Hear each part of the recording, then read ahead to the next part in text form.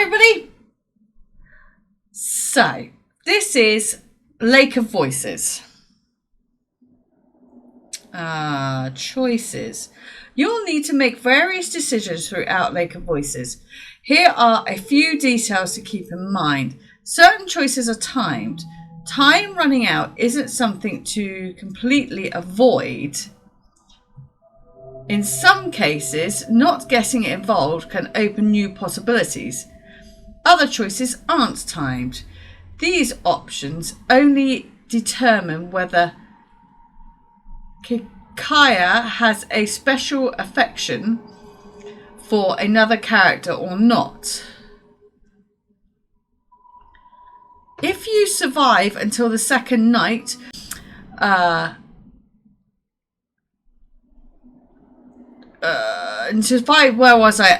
other characters cannot manage all situations in various plot lines, regardless of what you do. If a character isn't making it, try getting that plot with a different set of survivors, or having the same group of characters venture through some other storyline. Becoming closer to someone can add and/or remove future choice options. The change how some scenes play out.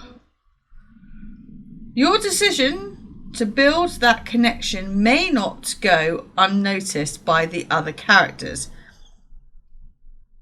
Oh, okay. My grip on my lantern tightens as the fog around us thickens, whilst the forest areas are relatively safe compared to Sinlos. I can't help but feel my hair stand on end. My free hand fingers the hilt of my sword. Something's asking to a nervous reflux.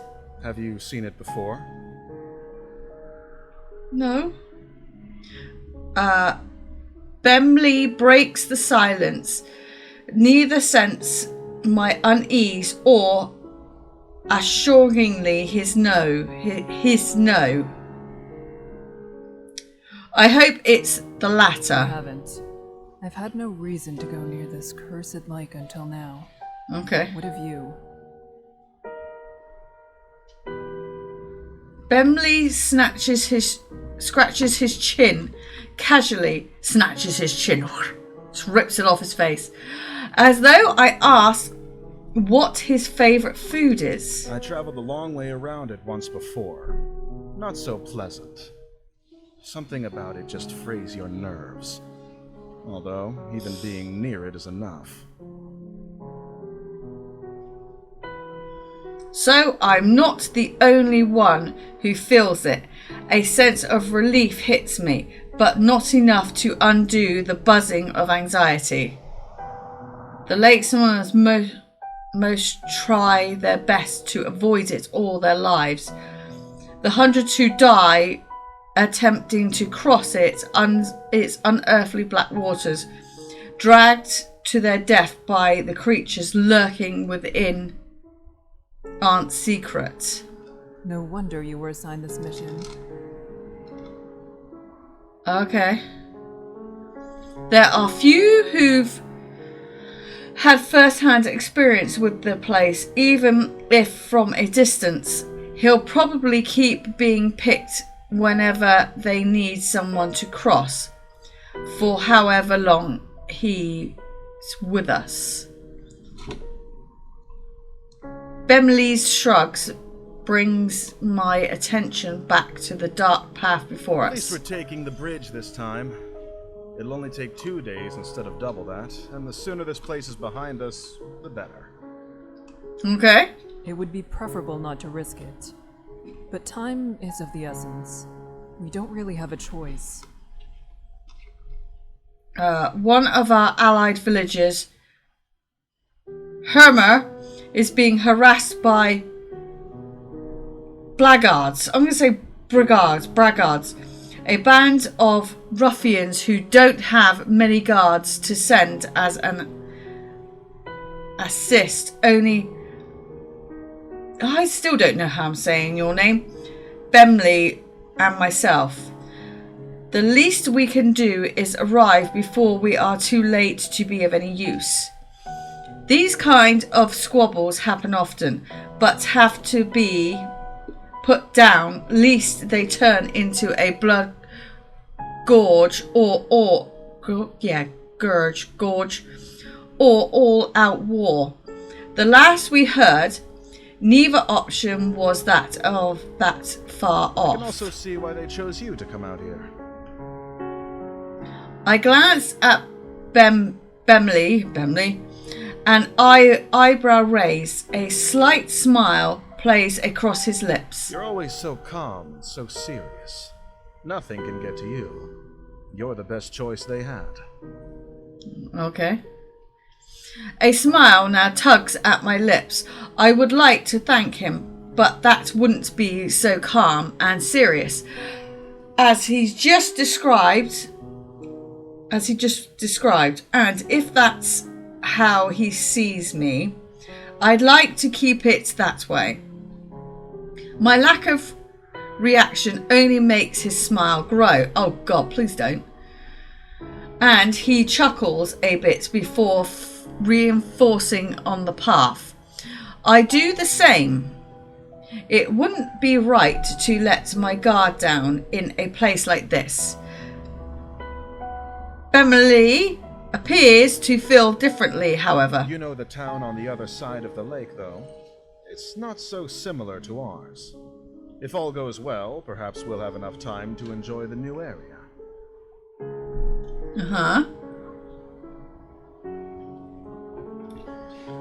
For the most part, I ignore him, nodding when applicable. Bemley is a talkative sort, and if chatting helps keep his worries down and his sword hand ready, I have no complaints. After a time, the thick fog surrounding us begins to clear. A slick wooden dock comes into view. The sound has stopped. And with it, the sound of water. Bemley shifts beside me, stretching his lantern arm as far as it will go. He seems tense. Someone's already here, are they? Who are you? A young woman stands by the dock, eyes eyeing us wearily. Does she intend to cross tonight? Eventually, she has the same question as we step up next to her. It's clear she isn't simply passing by. She's waiting. The stranger nods curtly to us. Margaret. Hi, Margaret. Kika the Steadfast. Kika the Steadfast. Bemley. I have been saying it right. Yay! Oh, look, Mum, I can read. There's a stuffy silence. Margaret turns to gaze out across the lake, expression unclear. With not much to say, Bemley, and I do the same. Are we going or what? From here, the black surface of the lake looks disarmingly calm. Wind rushes across its surface, a sound like whispering. Though perhaps it actually is whispering. I concentrate, trying to place the different searching for breaks and rhythms. After a few seconds, I feel foolish. It doesn't matter what the noise is, whether I hear them or not. We're not alone. Nixie are out there. Nixie, I've heard of them before. A feeling that I can't quite shake tells me they've already noticed the little group of people on the shore. It feels hostile. My stomach sinks, and I instead asked Bemley, Where is the guide? "Where is the guide?" Unless he's on the center island, or on the complete other side, your guess is as good as mine. It's dark as pitch out there. "Are you the guide? Margaret, are you the guide?" Panic rises inside me, panic I try hard to quell. We can't cross without him, and we need to get going soon. You can't cross with him either. Can we not? The woman behind us, Margaret, cuts in with something like a snort. What? I know the guide will be here tonight. I have already made arrangements with him to cross. Bemley and I share a look. The woman seems hauntingly and willing to put up a fuss. Yeah. Have his word he'll take me today. It would be wiser for the two of you to begin the trip around if you're really in such a hurry. Or you can make camp here and wait for him to make the trip back if you prefer. I don't need to turn my attention to Bemley to know he's riled up. I step in before he can say something rash. Even if that is so, my companion and I must begin the trip tonight. Margaret is unimpressed and opens her mouth to argue further. We'll wait for the guide to arrive before coming to a conclusion about any of this. Okay. She clamps her mouth shut, then lets out a sigh. You can do as you like. Okay. With the matter tentatively settled, Bemley moves away, his fingers beginning to tap loudly against the top of his hilt. He shifts from one foot to another, then groans. What's that bastard even up to? Perhaps he's dead? I almost visibly start, but manage to restrain myself. He's probably doesn't know any better. I'm sure of that. It's not worth mentioning. With a mouth like that, you shouldn't even have the right to ask the guide to take you across. He only asked what the guide was doing. How ludicrous. He's faced far worse than a bit of foul language. Do you know anything that's happened with this lake? Pretty much. I know enough. Margaret is clearly not convinced, but she shrugs and makes a show of turning her back to The him. guide's father is Garvin the Exemplar. Garvin never accepted the guide as his son, all the way up until he died in this lake. Your statement could be seen as tasteless. Okay. Oh. Bemley rubs the back of his neck, his face regretful. My apologies to the guide. I didn't mean it that way. I never knew about his... well, that. I smile. A smile spreads across my face. One I quietly wipe away. He really did just misspeak. The silence slowly stretches between the three of us, growing more awkward with each passing second. Margaret seems irritated and Bemley abashed. What we got? You're quite informed. I'm sure you are forgiven. I'm sure you're forgiven. I know you. You are brash but not intentionally cruel. I'm sure all is well. Bemley smiles and claps me on the back. Okay. You're a good woman, Keegan. Smart, too. You've never been here, yet you knew more of the guide than I did. I Okay. know about Garvin, truthfully. Tales of his deeds were some of the only stories my parents ever told. Is that so?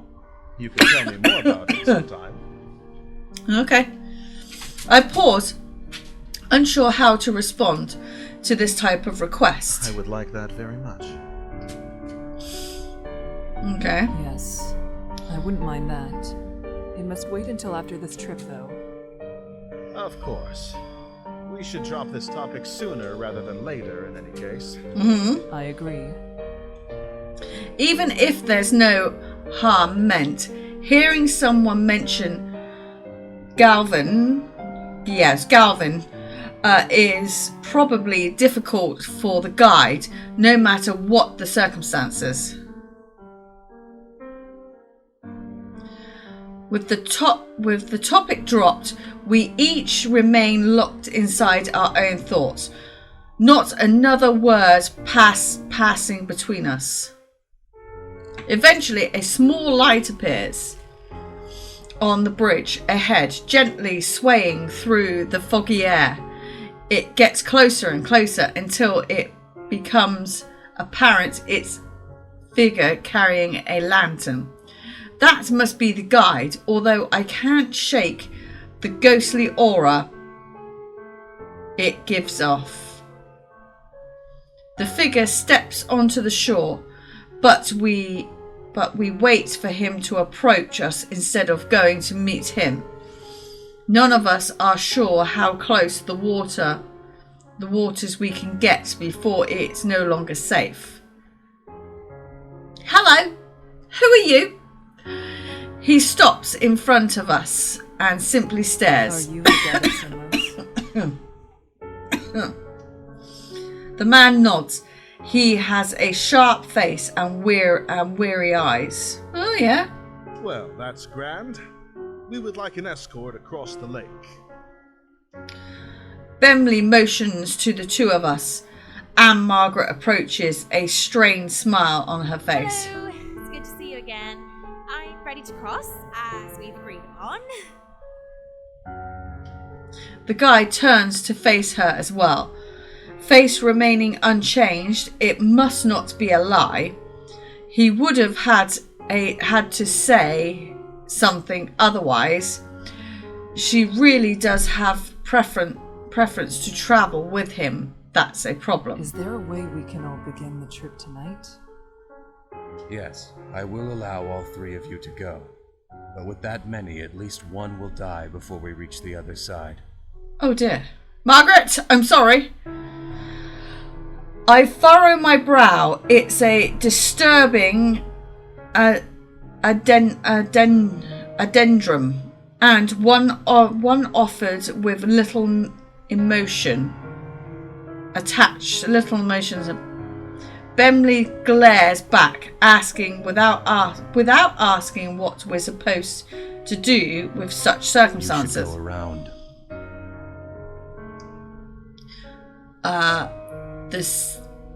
The sentence hangs in the air, the second half unspoken. If you want to live. We don't have time for that. There are people counting on us for protection. Why does she need to go? Oh, okay. He jerks a finger at Margaret, whose face contorts with anger.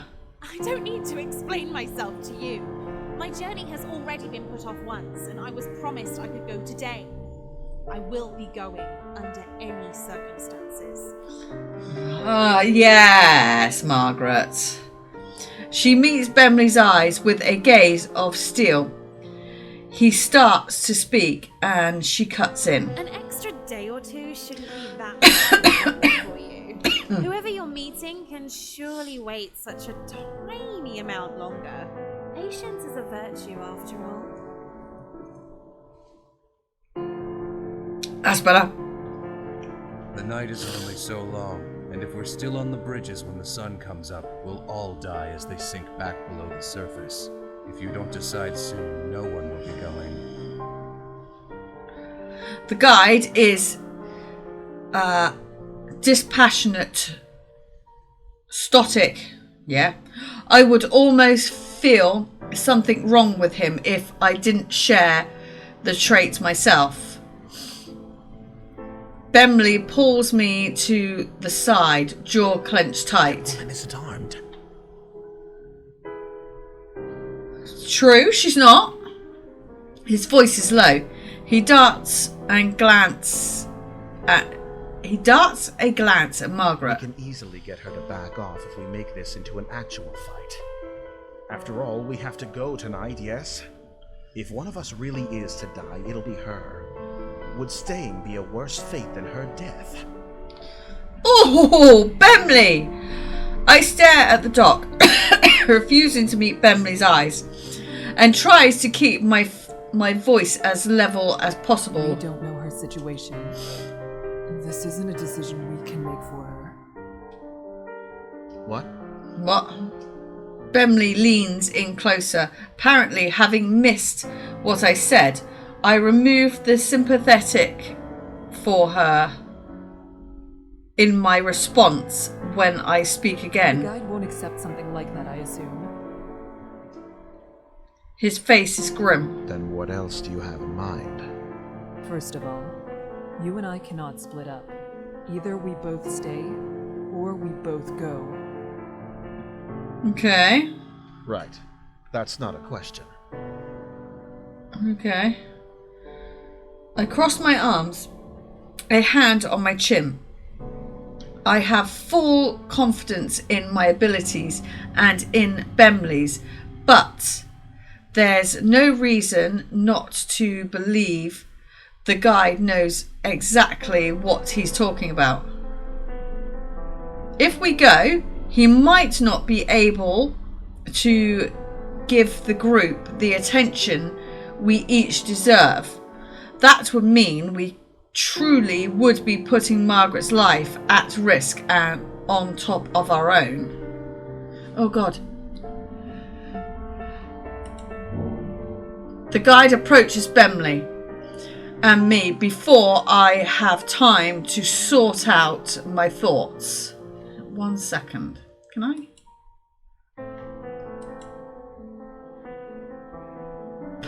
Perfect. Okay. You will stay. Will we? What? What? You would have already decided to come if you had the proper mindset for a journey such as this. You two will stay. Okay. But you don't understand. The guide raises a hand to me, eyes cold. My words die in my throat.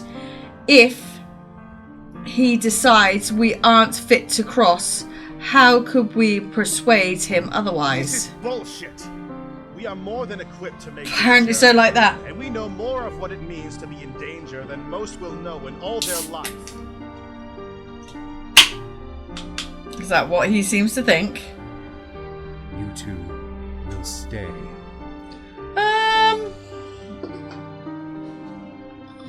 Bemley's muscles tense and I put a hand on his arm.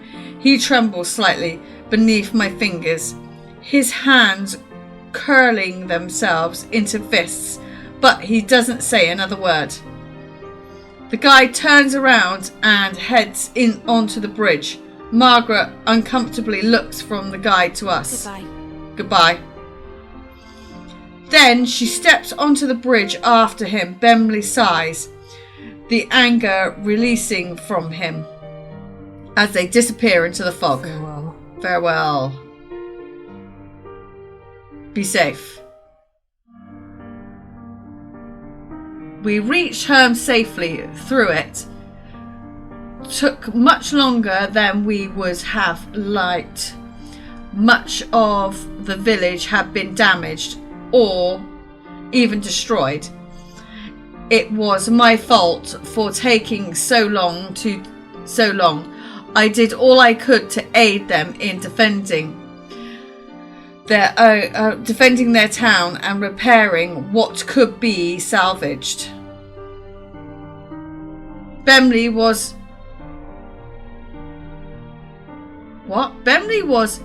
disheartened by how little assistance we were able to provide. However, he could not deny how fortunate we were to have both made it at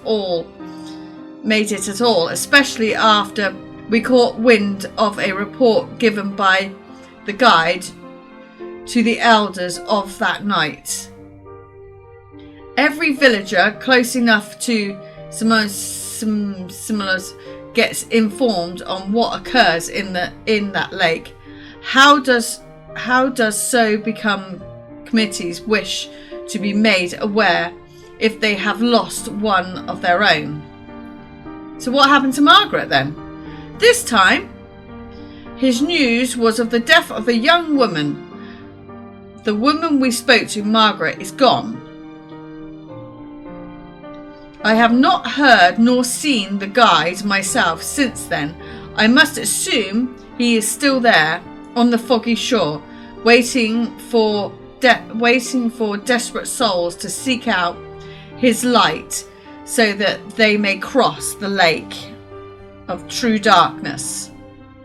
Although I regret that I was not able to do more to protect these people, no one admonished me for it. They seem sure that I did everything possible. I hope that that is true. Even if I cannot bring myself to believe it. Soon, Bemley and I will return home and we will once again take the long way round. Remain shelter from reach. My once peace in all of this is that Sinalo will be far behind me in a matter of days. I intend to keep it there. Lake of Voices. Interesting.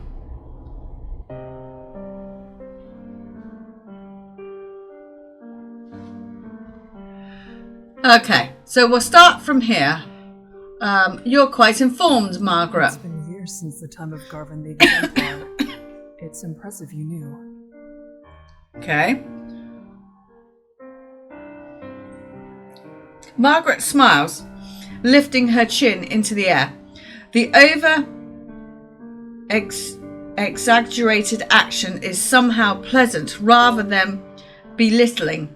She's so much happier than I had anticipated. Yes, I do like to stay informed. And you knew too. Good. This lake shouldn't be allowed to swallow even history itself. Okay. My town, the one where I was born at least, was also Garvin's hometown. I was very young when he passed. The entire village went into mourning. People broke down crying in the streets. I'll never forget it. He meant much to everyone who knew him. Okay. Oh, I have no such connections. I merely read about it. Oh dear. She pauses seemingly to scan the air in front of her for something to say. I'm sorry for your loss. Okay. It's all right. Thank you. My town may have taken pride in Galvin the Exemplar and what he achieved, but we weren't the ones who lost the most. That would be his family. We each remain locked inside our own thoughts. Not another word passes between us. Eventually, a small light appears on the bridge ahead, gently swaying through the foggy air. It gets closer and closer until it becomes apparent it's a figure carrying a lantern. That must be the guide, although I can't shake the ghostly aura it gives off. The figure steps onto the shore, but we wait for him to approach us instead of going to meet him. Now, none of us are sure how close to the waters we can get before it is no longer safe. He steps in front of us and simply stares. Are you the guide of Sinless?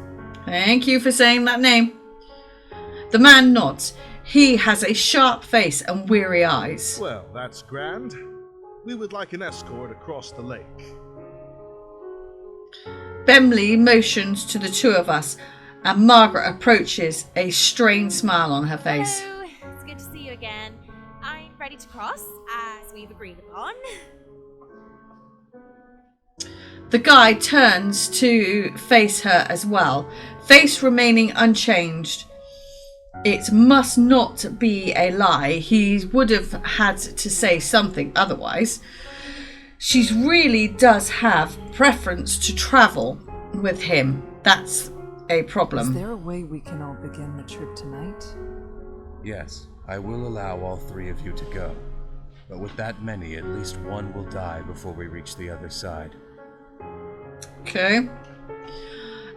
I furrow my brow. It's disturbingly addendum, and one offered with little emotion attached. Bemley glares back, asking without asking what we're supposed to do with such circumstances. You should go around. No, we're not going around this time. The sentence hangs in the air. The second half unspoken. If you want to live. We don't have time for that. There are people counting on us for protection. Why does she need to go? He jerks a finger at Margaret, whose face contorts with anger. I don't need to explain myself to you. My journey has already been put off once, and I was promised I could go today. I will be going under any circumstances. She meets Bemley's eyes with a gaze of steel. He starts to speak, and she cuts in. An extra day or two shouldn't be that much of a problem for you. Whoever you're meeting can surely wait such a tiny amount longer. Patience is a virtue, after all. Is it? The night is only so long, and if we're still on the bridges when the sun comes up, we'll all die as they sink back below the surface. If you don't decide soon, no one will be going. So they're only up at night and they sink below the surface during the day. The guide is dispassionate, stoic. I would almost feel something wrong with him if I didn't share this trait myself. Bemley pulls me to the side, jaw clenched tight. That woman isn't armed. Okay. His voice is low. He darts a glance at We Margaret. can easily get her to back off if we make this into an actual fight. After all, we have to go tonight, yes? If one of us really is to die, it'll be her. Would staying be a worse fate than her death? I stare at the dock, refusing to meet Bemley's eyes, and I try to keep my voice as level as possible. We don't know her situation. This isn't a decision we can make for her. What? What? Bemley leans in closer, apparently having missed what I said. I removed the sympathy from her in my response. For her in my response when I speak. The guide won't accept something like that, I assume. His face is grim. Then what else do you have in mind? First of all, you and I cannot split up. Either we both stay, or we both go. Right. That's not a question. I cross my arms, a hand on my chin. I have full confidence in my abilities and in Bemley's, but there's no reason not to believe the guide knows exactly what he's talking about. If we go, we might not be able to give the group the attention we each deserve. That means we truly would be putting Margaret's life at risk on top of our own. I believe we should I go. believe you. Okay. Bemley reply is firm. My steadfast seems almost weak in comparison to his. Certainly he addresses the We guide. shouldn't waste more time. Let's shove off. The guide slowly turns around without even a nod to show his agreement. Margaret stares at Bemley and me. Something of resolve in her gaze. Then she follows after the guide. At least she didn't insist we stay We behind. should do what we can to protect her. It's our fault she's being put in even further danger. Exactly my thoughts. We will take care of everything. Will we? Maybe I'm being naive, but I have no intentions of letting anyone fall victim to this lake tonight. Those monsters can starve. He turns and follows the others across. I will protect everyone on this trip. I will. We will make it through this. Step foot on the bridge of Sinoso. Then I step onto the dock and join them. Hang on.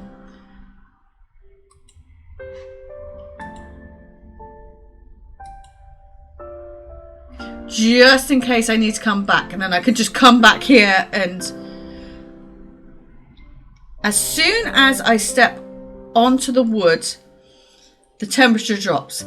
The light of my lamp shines against the water surface, as reflective as a mirror, until we reach land again. Death is only one small mistake away. We fall into line with the guide leading the way. Margaret stays close to him and I behind her, watching to make sure she doesn't slip on the slick, wet wood. Bemley brings up the rear. Each of us hold our lanterns in front of us, but it does little good. The fog is thick, and the night impenetrable, consuming. Impenetrable, and the night impenetrable, consuming the light, as if hunger for it. Above the surface, the lake is deathly quiet. No longer is there the whispering wind, nor the sound of water lapping against the shore. It's just our own mismatched footsteps and the sound of my quickening breathing. My eyes drift back to the lake against my better judgment. It's no wonder there's not even the sound of water. With how still the surface is, it seems almost sturdy with sheen of a black marble floor. I've heard rumours the water of Sinosis is heavier, more difficult to disturb than natural water. That's just the weight of its oppressive cling is enough to keep someone down even without them. Something even darker than the abyss of a lake flickers just below the surface, or at least I think it does. I turn my gaze to Margaret's back. It's better to stay focused. Fall back a bit. You're following me too closely. Okay. The guide is looking over his shoulder, addressing Margaret. I'm sorry. If someone gets pulled into the lake, they'll instinctively reach for anything to hold on to. Do not let that be you. Margaret's shoulders rises and she nods with a great seriousness. I understand. Thank you for the advice. He ignores her You gratitude. can speak amongst yourselves if you so choose, as long as you pay attention to where you're going. There is no worth in listening to the sounds out there. If there's anything at all, it'll only be Nixie trying to set you on edge. All right. Then, could you tell us your name? You didn't have a chance to properly introduce yourself, and I've only heard you being referred to as the guide. I don't have a name. Oh, okay. He's facing the front again, his voice as expressionless as before. I have no way of guessing how he feels as he says this. Oh. It's probably not something he wishes to talk about. However, there was something else I wanted to say, so changing the subject is not difficult. Margaret, thank you for allowing us to join you. Margaret shrugs non-commentantly. It wasn't exactly up to me. The guide said he would take you. Okay. She hesitates and then she looks tentatively over her shoulder at me. Thank you for saying that. It's appreciated. Bemele and I will do our best to be an asset on this trip, rather than a burden. That's nice. Mm-hmm. I'm not afraid to be out here, though. Still, at least with your training, you should be able to take care of yourselves. Kind of makes sense, I suppose. I admire her resilience. It's comforting to know that everyone here is so confident in their abilities, not enough to follow how terrible it feels to be over this lake. I am not sure if that is fortunate or unfortunate.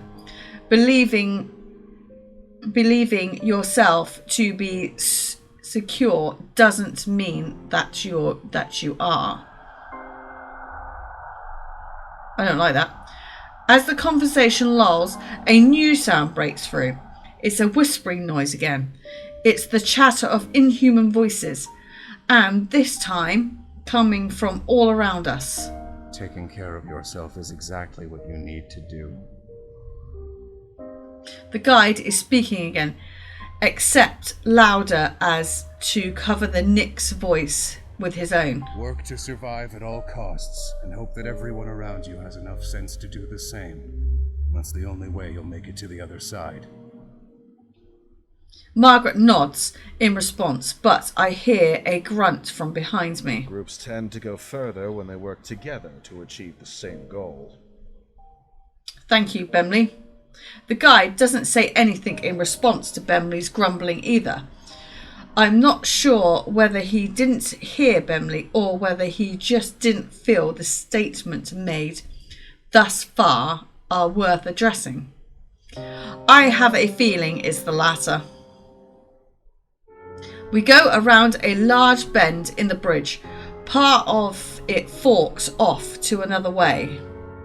I wonder how the guide knows which one of these essentially identical paths is correct. When something in the corner of my eye catches my I attention. believe I saw something over there. Keep walking. No need to worry. I see nothing. The guide's voice is calm and level. I decide against pressing the issue, not wanting to set everyone even more on edge. What did he say? Perhaps not wanting the conversation to be caught by the guide, he speaks softly, though I couldn't quite hear him because of it. Oh my God! That's terrifying! I take my eyes off Margaret's head for a moment to explain it to Bemley and stop dead in my tracks. Only one word is able to escape me in my stunned state. Behind Bemley stands another figure looming in the darkness. Seeing my face, Bemley grabs the hilt of his sword. He whips around, then staggers swiftly backwards. Several meters away, a crooked, twisted black figure hobbles its way towards us. Some kind of liquid drips off his head, curling around the edge of its face. It almost looks like it's crying. Bemley backs up until he's standing beside me. The figure continues to slowly advance, head jerking from one angle to another. What on earth? It's one of them. It's one of them. Yes, Nixie that stumble across the bridges looking for opportunities. The guide is standing next to us. I didn't even notice him approach. The ones that can make it out of the water are generally referred to as prowlers. Okay. I had no idea things like that were out here. Is that what Kika saw down the other path? The guide says nothing, instead returning to the front of the party. Margaret watches him pass. Her frustration morphs into a nervous optimism when something seems to come into her mind. Well, Nixie aren't slowed down much by swords, but but at least the light keeps them away. Right? Margaret's hand grips her face tight. I was going to say, is she going to walk like this the whole time? And desperation bleeds into her voice. I bite the inside of my lip. Direct light will force it to return to the lake. However, it'll try to drag the light, or you, down with it before it goes. Okay. Instinctively, I reach for the hilt of my sword, despite the fact that it would do little to protect me.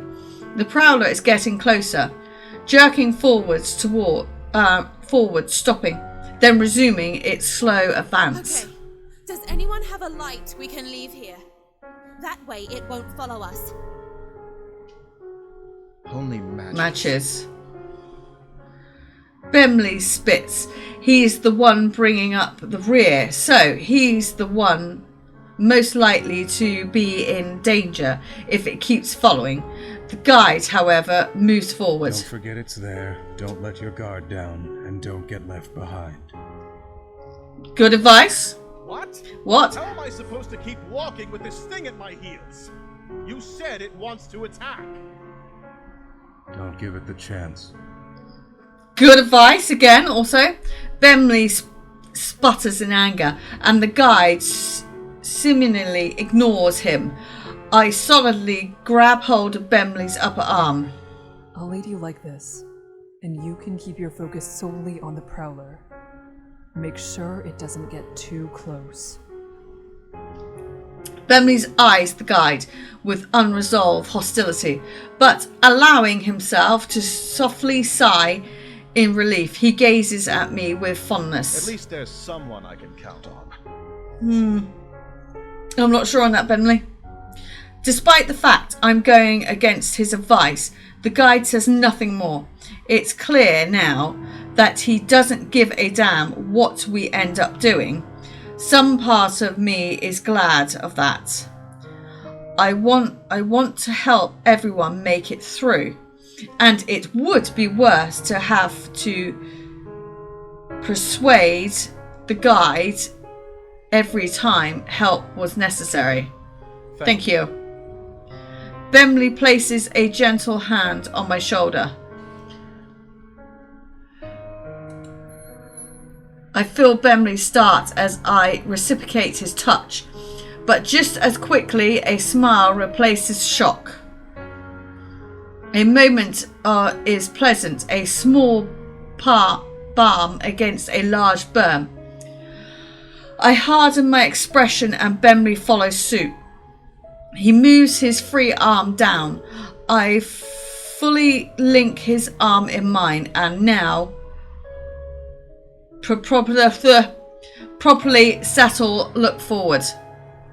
Margaret is following the guide with some reluctance, turning back every so often to check on us. I wave my lantern in signal we're catching up. Margaret returns her head to the front and quickens her pace. With a tug on Bemley, we start following.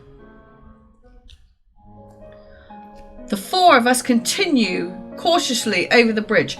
Only this time, the wet, squishing footsteps of the prowler join the sound of our own.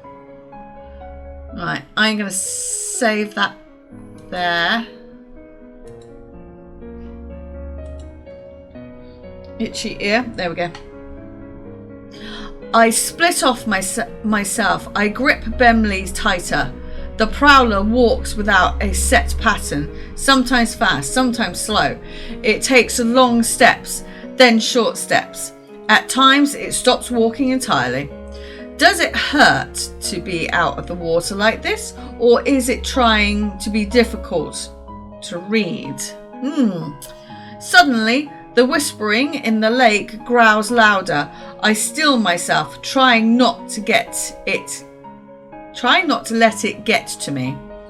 The most important thing in the situation like this is to remain calm. I can't lose my head. Then, all at once, I notice the guide and Margaret have come to a halt. They're stopping. They're stopping. Bemley slows down. as to do, and as we near Margaret's back, she says something akin to distress. Another one. I tug on Bemley and he understands. He draws up close to Margaret, ready to protect her if need be, but the guide holds out his hand. Don't get any closer. Okay. Just over his shoulder, I see another prowler stumbling towards us, white liquid dripping from its eyes. The guide's hand turns over in the air, palm up. Give me a lantern. We'll throw it. Okay. Margaret extends her own with a trembling hand when Bemley speaks instead. His back still If turned. you have to take someone's, take mine. Oh my god, you've already got one following you! Yes, an extra light won't do us much good when we're standing this close together. Margaret takes Bemley's lantern from him. Guarded relief displaced on her features. Thank you. She hands the lantern to the guide, whose hand grips it tightly, knuckles growing pale. Stay here. Stay I here. can't throw it too far, or the light will blow out before it reaches the Nyx. Okay. He steps closer to the monster. Okay.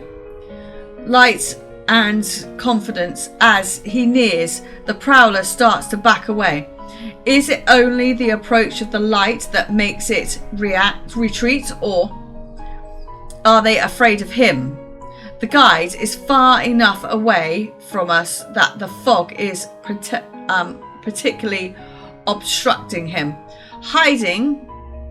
practically obstructing him, hiding his movements. The voice from the lake grows louder and louder. Water suddenly begins to splash across the lake. It's in the distance and onto the edge of the bridge. They want him to mess up. I don't notice how tense I am until Bemley eases my grasp on my arm. Then suddenly the guide takes multiple long and fast strides towards throwing the lantern and jumps backwards to regain the lost distance. There's a snap hiss and then a deep splash. The voice of the Nyx grows quieter, not silent but quieter. A sigh escapes me, and the guide comes back to our We group. should keep going before it comes back. I glance at Bemley and realise he too is looking relieved at the guide before us. And then I see it.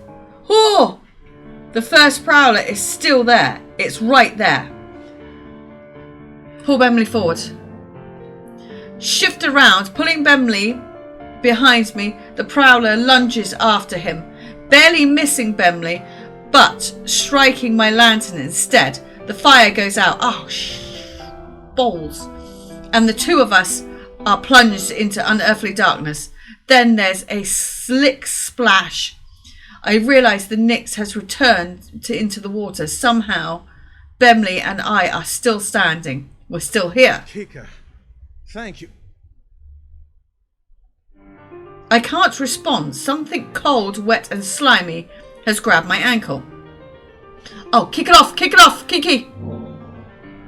I kick my leg out as fast as I can. The Nyx hold slips. I can't pull with the momentary I gain against it. Momentum I gain against it. Margaret rushes to my side, her lantern hanging out towards the Nyx. The light brushes its face. We see it for an instant, its eyes wide, and then it slides back into the smooth surface of the water. Have we all lived? Bemley grabs Margaret and I both, helping us towards the centre of the bridge, coursing under his breath. I only looked Cursing away under his for breath. 1 second. It's fine, Bemele. We're all fine. We're all fine. Can you please, you're the one with the matches. Light the lantern, please. Are you Actually, all yes, we are. Margaret cocks her head down, examining my ankle, but there's nothing but a wet sludge around my trousers. I am fine. I say that, though I don't actually want to let go of Bemley. I need to in order to relight our lantern and provide us actual safety. But I feel such a strong desire not to be alone in this moment. I shake my head roughly and let go of him, relighting the lantern as fast as I'm able. Kika, thank you. Again. You saved my life. I won't let this happen again. Yes. Yes. It would be good for all of us to pay more attention. Uh-huh.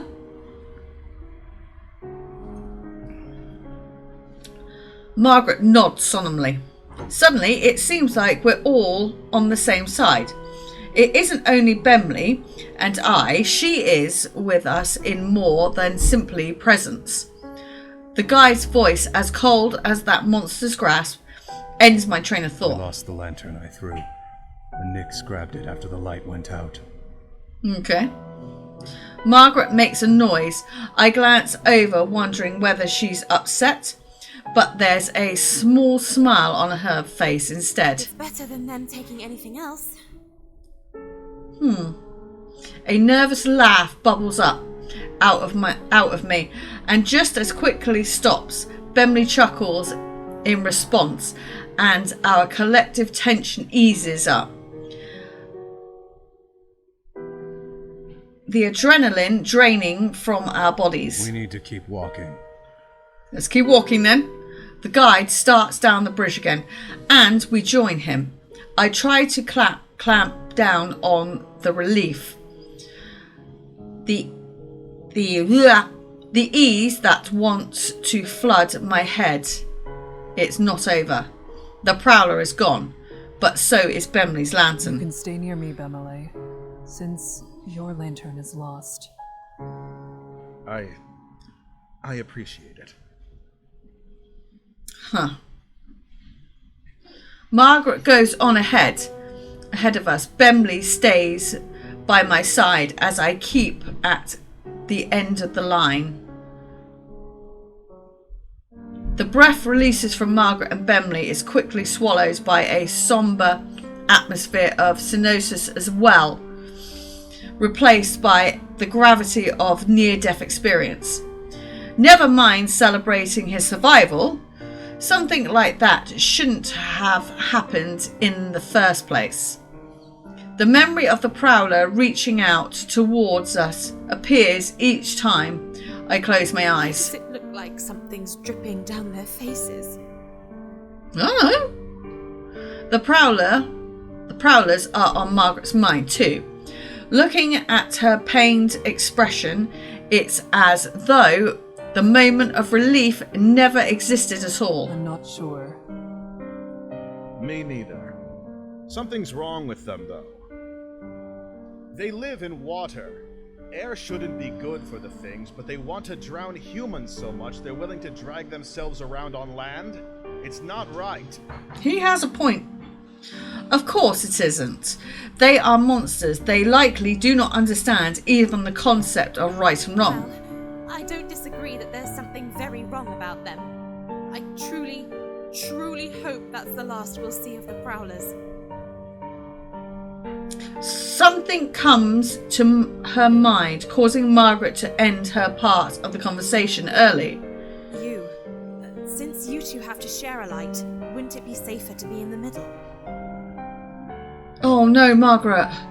Margaret stops and waits for Bemley, and I, too, reach her position. That way, you'll catch the edges of my light and the guides, and it won't be so dangerous if Bemele loses his position momentarily.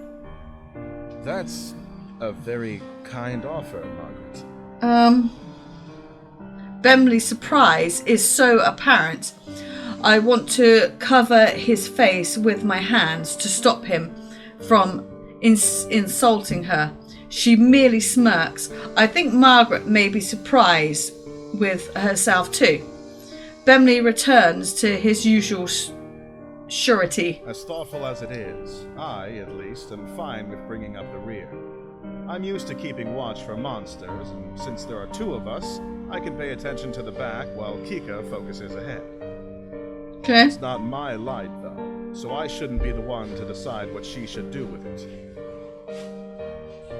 Margaret and Bemley turn to look at me in unison. Seems like it's my decision. Neither of them are wrong. As for me, my goal is to protect everyone. I can't very well do that with Margaret following behind us. But being stuck in the middle of the group could also be dangerous depending on what circumstances we come across.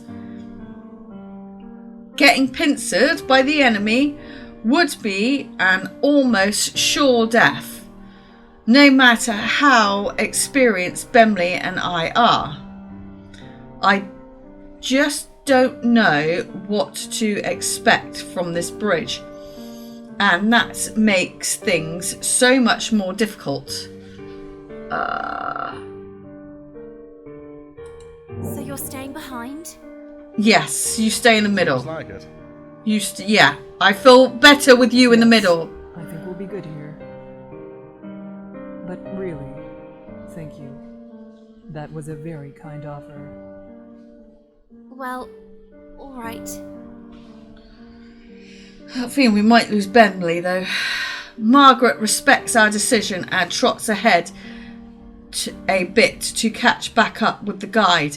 He who has paid no mind to the entire affair.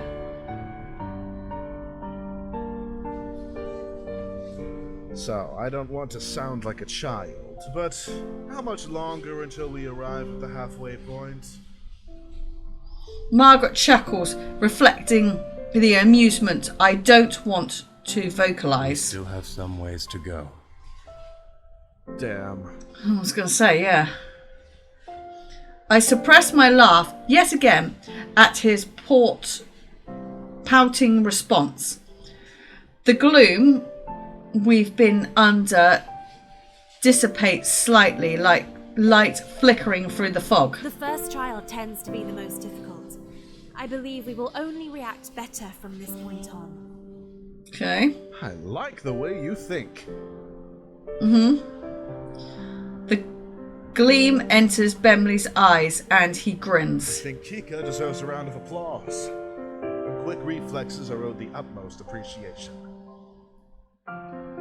He leans softly into my shoulder, trying to get me to what? It was indeed a sight. You're quite capable. Bemele was also a sight, but for very different reasons. The way he froze with his mouth all agape was a laugh in itself. Okay. Bemley shakes a fist at Margaret in a mocking anger, then shoots her an affectionate look. You should know, she and I are usually on equal footing.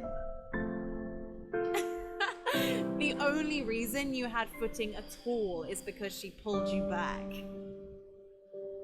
Bemley laughs, self-consciously, scratching his head. That's very true. You can always count on Kika. I keep my eyes steady ahead, unsure how I should respond. I'm pleased, almost grateful, to hear what they think of me, but I don't know what I could say that wouldn't seem pathetic. Instead, I contribute the best way I can. I keep my focus on the path ahead of us. Without a response from me, the conversation quickly dies out. Still eases my heart to be on such friendly terms with my companions. After some time, I notice Margaret isn't keeping up with the guide, as much as she was before. I realise it's because the guide has increased his pace. Margaret begins to jog in an effort to keep up with him, and Bemley and I do the same. Despite this, the guide keeps getting further away. I go faster and faster until suddenly we're full on sprinting across the slick wood boards. Figures in the dark fog fly past us as a blur, and it occurs to me the branching path in the bridge appears to be sinking. It tries hard to swallow my rising. I try hard to swallow my rising panic. The guide shouts something, but it's drowned out by the frantic pounding of our footsteps. I try to piece together. What he says. Don't stop. Turn. Then he takes a masterful sharp right down a different path, using his own momentum and the sleek wood to slide into a new direction with no loss of speed. Margaret must not have worked out the warning either, as she completely caught off guard by the guide's change in course. She runs straight ahead past the turning and continues down the path we've been following up until now. She clumsily begins to halt her momentum down the wrong bridge. Then I come upon the fork. Turn! I make the turn, following the guide and leaving Margaret at the rear. Oh, okay. Bemley's footsteps stay as loud as they were before. He's made the turn as close behind me as ever. Out of the corner of my eye, I see Margaret turn around to try to come back to us, only to have the bridge in front of her fall away. I slow down for a breath, feeling the impulse to turn back but ignore it. There's no time. Margaret can make the jump and then she'll rejoin us. I keep my eye glued to the guide's back, ears perked for Margaret's footsteps approaching behind us, and then I hear it, a scream. I whip around, sliding to a stop. Margaret is sinking. The bridge she's on is sinking into the water. She's disappearing. She didn't jump. What are you doing? Margaret's head shoots up, her face drained of all colour. Jump! She stumbles near the edge of the bridge, staring at the placid water of the lake. Even from a distance, I can see her shaking. I can't stay if it is from the bridge descent of her own fear. She barely seems to remain standing. I swallow painfully. Margaret bends and tries to jump. She curves in a small arc, achieving more height than she should, and lands directly in the lake with a muttered splash. Oh no! Bemley starts beside me, but I grab his hand and pull. We start running again, leaving Margaret's flailing in the water behind us. Oh no! We don't need to watch this. We both know exactly what will happen to her now. Margaret's anguishing cries pierce the night. Then the screaming stops. The price one must pay. My legs grow weak. It isn't right, but I push myself to keep going. Bemley curses between heavy breaths, calling those within every foul name in his large book.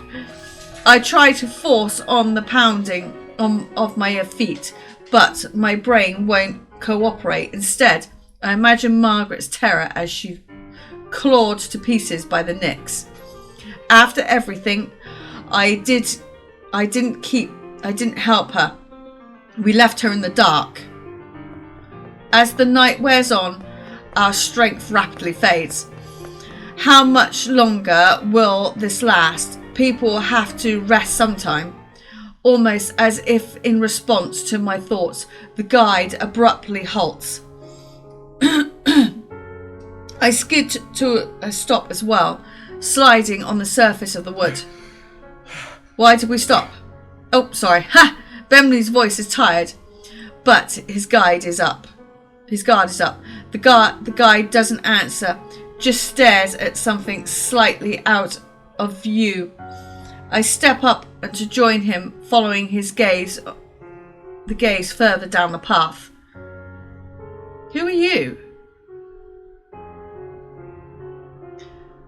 There, curled up in a little ball, illuminated by lantern light, cowers a person. His hands grip his head, and he rocks from side to side, mumbling incoherently. It's a man.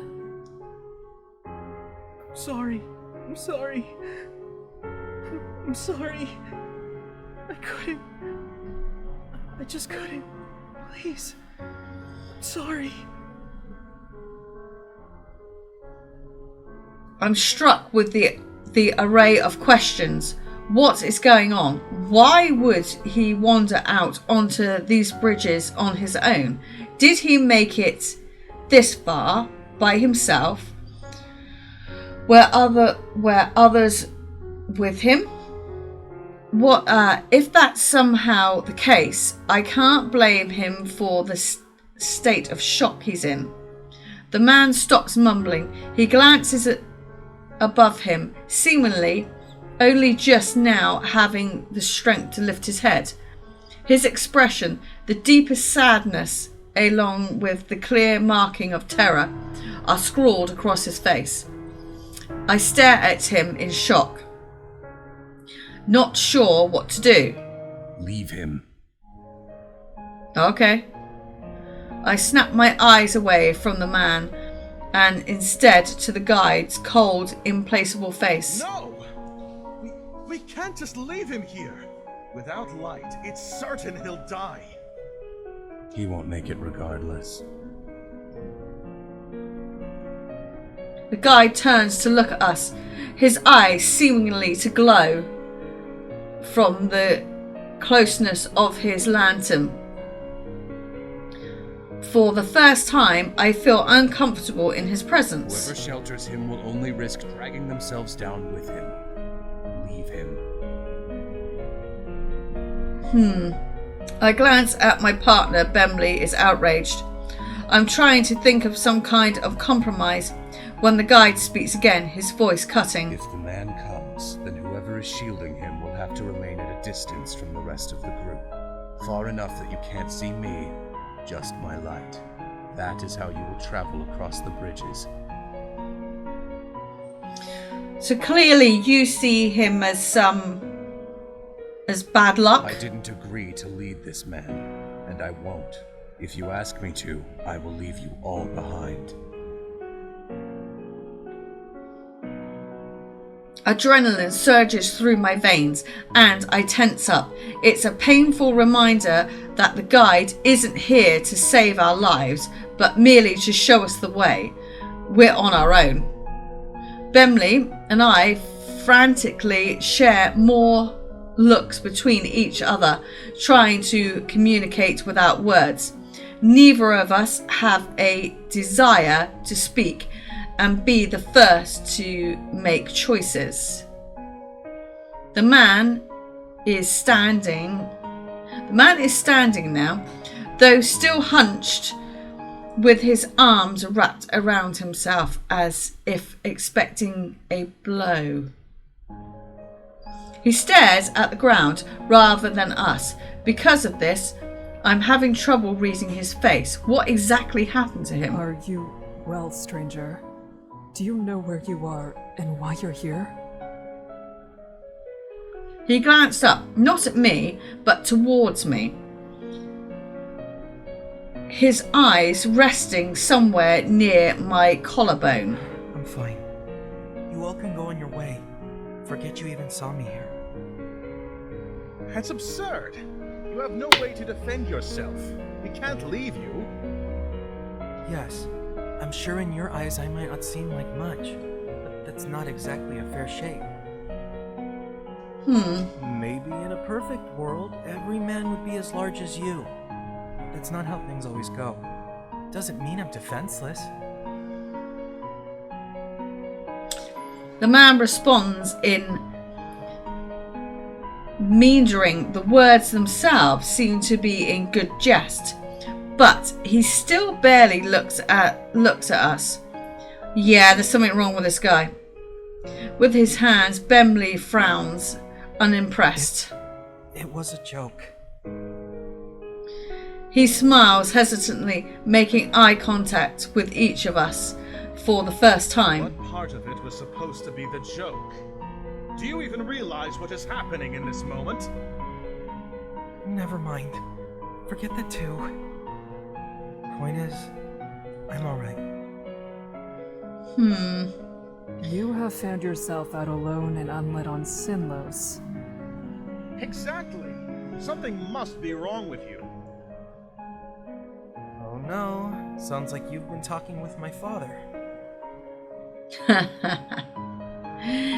He let out a weak, light laugh, coupled with an eyebrow raise, voice trembling. No one really knows what to make of this. The man gives a small wave and begins down the path we came. Bemley huffs, tossing his hand into the air. It's not even the right way. It is for me. Oh? You must have come quite a ways if it was the other shore you started on. The man smiles, grows. Good. That's not so bad. There is no response to this remark, unsure of what could be said. I still think he should come with us. A person needs a light, and the guide himself said he won't be able to manage on his own. Sticking with us is his best option. I look over the man's body. Noting the scrawniness of his limbs. Scrawny, but not necessarily lacking in muscle. The bravado he was showing as he tried to leave us has faded yet again, and now he's standing quietly, looking at us as if watching a play. Interested, but no true connection to the event. It's easy for you to say such things, but whose light are you offering? It's not mine, and you are putting her in even more danger with your own presence already. Bemley hands turn into fists. He looks away, but doesn't say anything. For a moment, no one does. I feel a cold sweat on my brows as what I feared comes to pass. He stopped us from protecting another. Why must he get involved now? Why can he not leave us to make our own decisions? Don't worry about me. I'll be on my way now. The man's voice is full of something I cannot place, and he starts to shuffle back down the way we came, arms still clenched around himself. I know the guy wants to act as though there is no option. However, I could stay back with him. I'll put Bemley and myself at the significantly more at risk, but at least this man will stand a chance.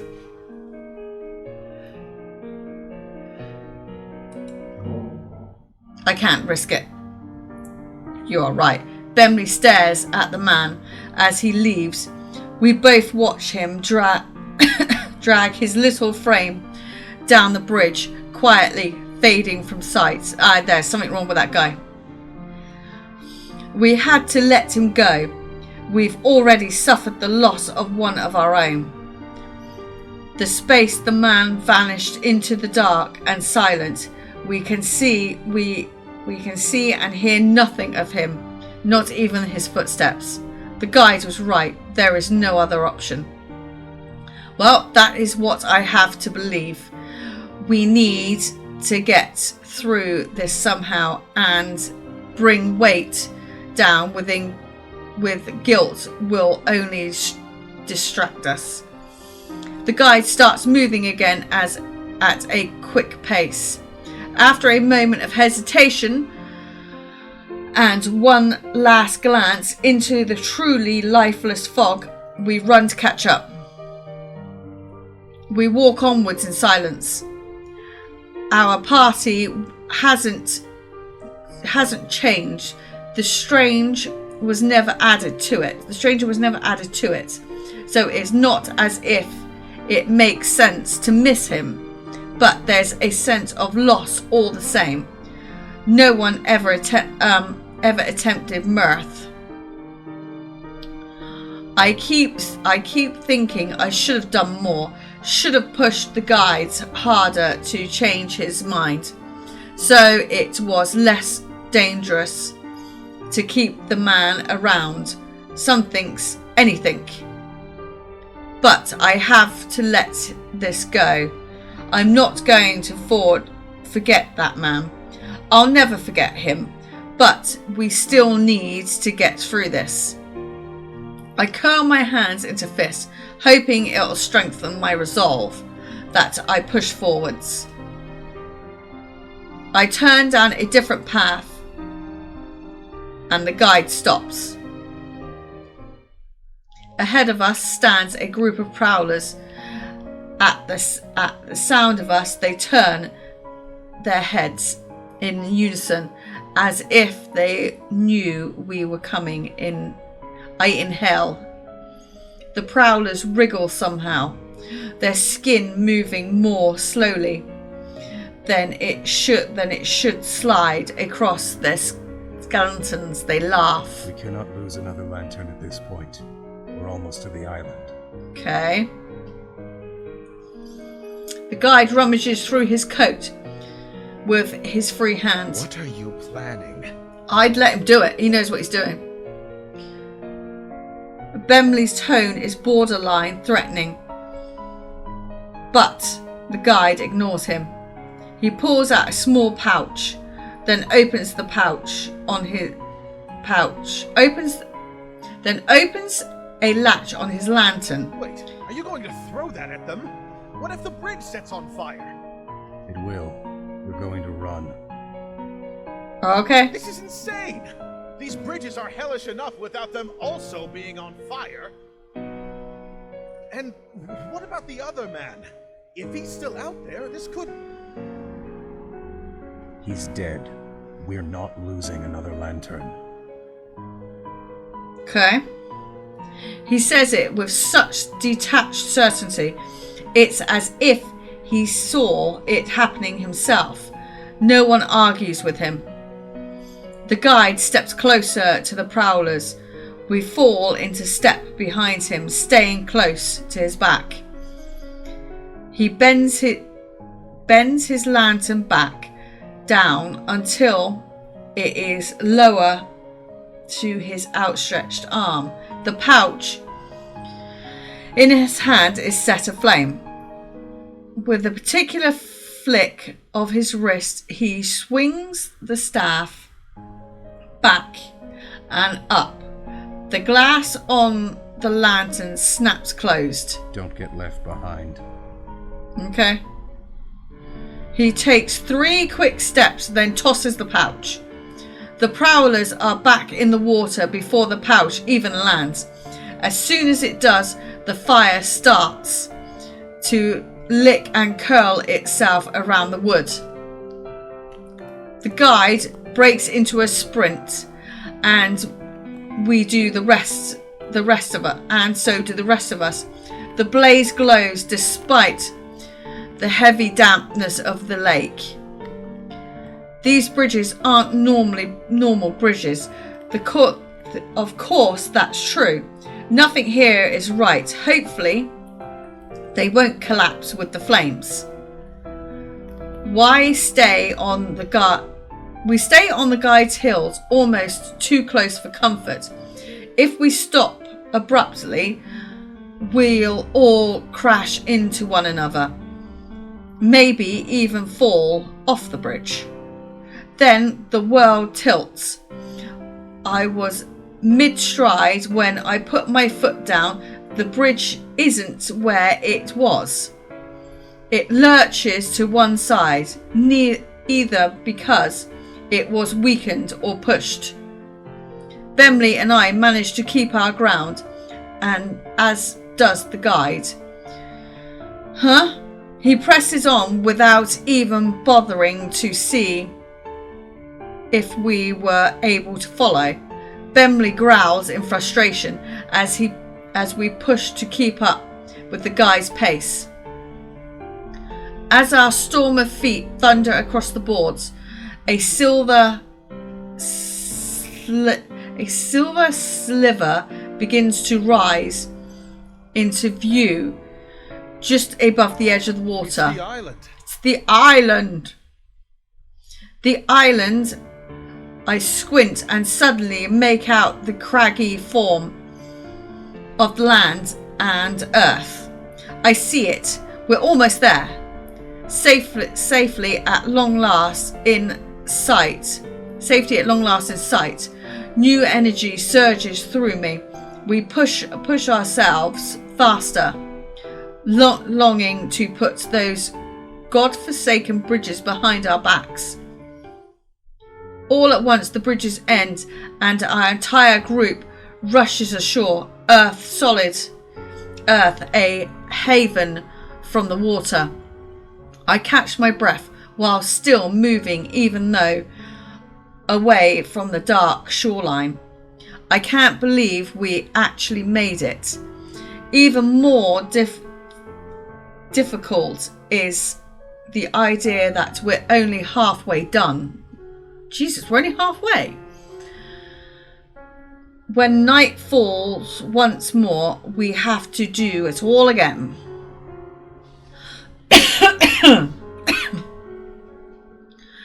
A heavy arm falls across my shoulders and I straighten to see Bemley smiling wearily at me. Good work out there. Thanks. It's not the usual commendation of a job well done. There's sadness, perhaps even sympathy in the sentence. It ends flatly. Usually Bemley comfort and good nature gives me at least the urge to smile, but right now I feel like a hollow victory. Despite this, having the comfort of one another, we were incapable of doing any true good. We were only able to save ourselves. A quiet moment passes between us. And then the guide is there. He moves so smoothly that his steps on the soft sand are nearly silent, and his dusk clothes blend with the thinning of the night. The sun will rise soon. The fire on the bridge is the only reason this island isn't overrun with prowlers right now. However, they could still pose a threat. Okay. Bemley leaves an empty look towards the guide. Is there something we should do? Come. The guide takes us to an area a bit further inland, but not too far from the water. Trees partly obscure our location, and there's enough room to watch the coast in case prowlers start to emerge from the water. Essentially, it's a place where an ambush would be hard. If any of you see anything at all, speak up. We don't want them to sneak up on us. Okay. I almost automatically, each member of the group turn to a different direction. As the sky continues to fade from the pale purple to a muted blue, the water stays silent. For the first time, nothing happens. It is is a miracle. Suddenly, my chest is lightened and the air is fresher. The first pricks of light appear over the horizon, stinging my eyes after such a long journey through darkness. A sound catches my attention and I move my focus towards its direction. The guide is opening the latch on his lantern and gently, almost respectfully, blows out the light. We no longer have to worry about the Nixie. It is over for today. I'm almost unable to keep tears of relief from pouring out of those words. We made it through the night. We survived. No one feels the need to speak. We looked at each other, an understanding passing between us. Then we find our own space, as comfortable as we can get and lie down for some rest. We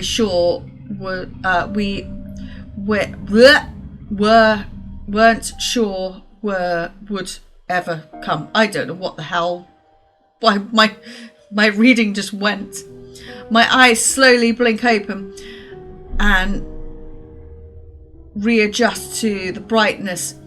What light there is, the sun is obscured by a thick layer of fog, making it impossible to estimate the time of day. I prop up on my elbows and push myself up. The ground is hard and rocky, but that isn't the only reason I am eager to get up on my feet. I check my surroundings. The harsh, craggy earth of the island is interlaced with twisting vines and gnarled branches. Beside me, Bemley is still fast asleep. The guide, however, is now nowhere to be seen. I realise that I don't recall seeing him laying down with everyone. It's likely he left us hours ago. There is a creeping silence here. I can't help but shudder at the hollow, aching feeling inside of me. It refuses to relent. I shift my weight back and forth, unsure of what to do with myself. Memories of last night's harrowing journey flicker through my mind. Bemley wakes suddenly, raising with alarm. My mouth opens, then shuts, and after a moment of fumbling, a word finally escapes. Hello. Bemley gives me a gentle smile and makes his way over to me. Morning. Morning. A pocket of quick descents over us. Pocket of quiet descends over us. Bemley sighs. The atmosphere is weighing on him already. We should eat something soon. Yes.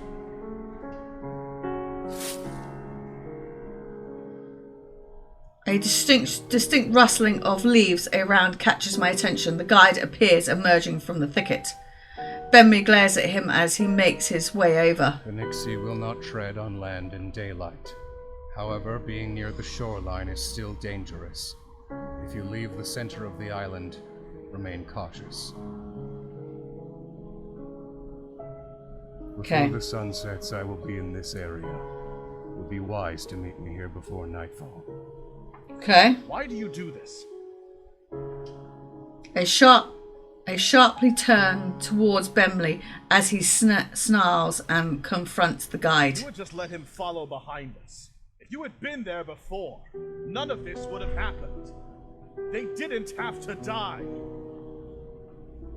The guide looks away, seemingly unaffected. If all you're going to do is leave everyone to be lost, then why bother guiding us at all? Despite Bemley's severe words, the guide apparently considers his piece here finished. He turns towards the forest area from which he came. Wait, He's got a little cabin out there. He's got a fire, roasting a pig, apple in its mouth. Bemley calls out to the guide, reaching towards him before he can make contact. I quickly place the hand on his shoulder. He lowers his arm to his side. Through, I can still feel wrath emanating from him.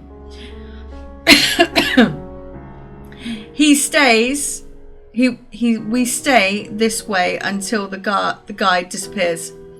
Bemley begins to kick at the ground, spraying tiny pieces of gravel about. I know you're angry, but regardless of our feelings, we need the guide.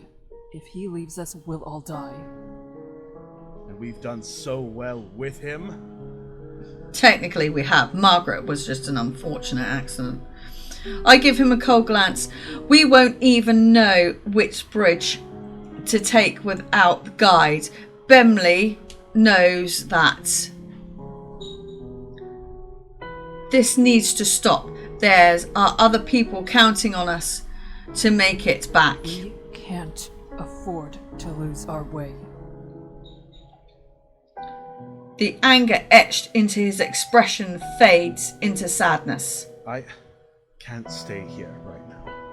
Okay. Quietly, I speak.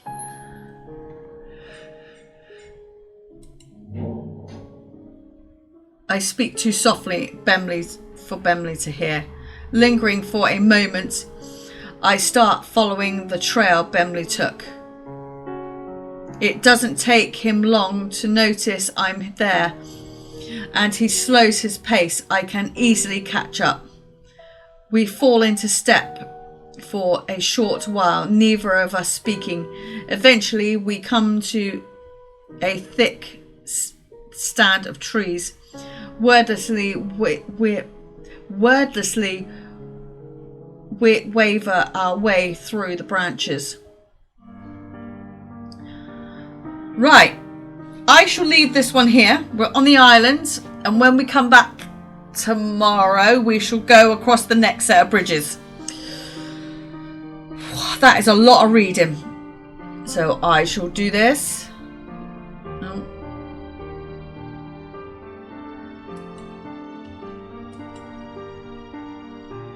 Yes.